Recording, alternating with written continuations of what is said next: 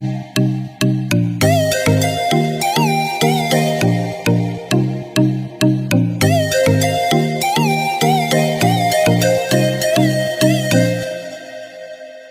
are two types of levels of software testing, that is manual testing and automated testing. Right, simple. So manual का मतलब हम खुद से manually test करते हैं सॉफ्टवेयर्स. सो इसका मतलब क्या हुआ? For example log in functionality है. अगर समझो मैंने आपको यूजर नेम एंड पासवर्ड दिया है. For example let's check the log in functionality for Facebook. तो आपको पता है फेसबुक का यूजर नेम आपका क्या है और पासवर्ड क्या है. तो आप क्या करोगे?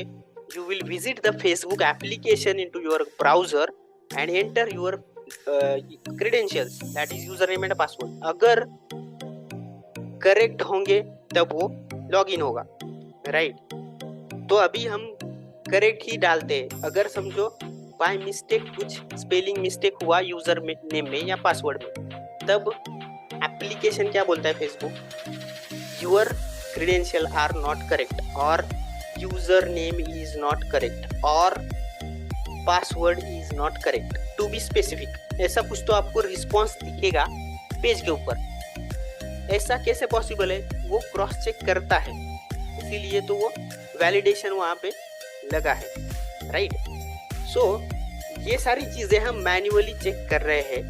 सो उसको मैनुअल टेस्टिंग बोलते हैं. अगर फॉर एग्जांपल लेट्स सी एक बटन है एप्लीकेशन के ऊपर, उसको क्लिक करने के बाद एक पर्टिकुलर फाइल डाउनलोड होनी चाहिए और उसमें कुछ स्पेसिफिक डेटा होना चाहिए. Right, so let's see we have a inventory data of multiple countries stored inside one application and we want to download the inventory data for India. Then so you select the filter India and click on the button download. Right, then you must see the India country records only inside your downloaded records. Right, अगर आपको सभी के सभी records वहाँ पे दिख रहे हैं, दैट मीन्स एप्लीकेशन का जो फिल्टर है वो वर्क नहीं हो रहा है. दिस इज अ बग, क्योंकि अगर फिल्टर वहां पे दिया है तो वो वर्क होना चाहिए. सो ऐसे मैनुअल टेस्टर्स काम करते हैं. So basically manual testing is nothing but checking the application manually by using it. Right, expectation क्या होना चाहिए, ये सभी यूजर के हाथ में पहले एप्लीकेशन जाने से पहले ये टेस्टर्स का काम होता है कि उसका मैनुअल टेस्टिंग प्रॉपरली करें.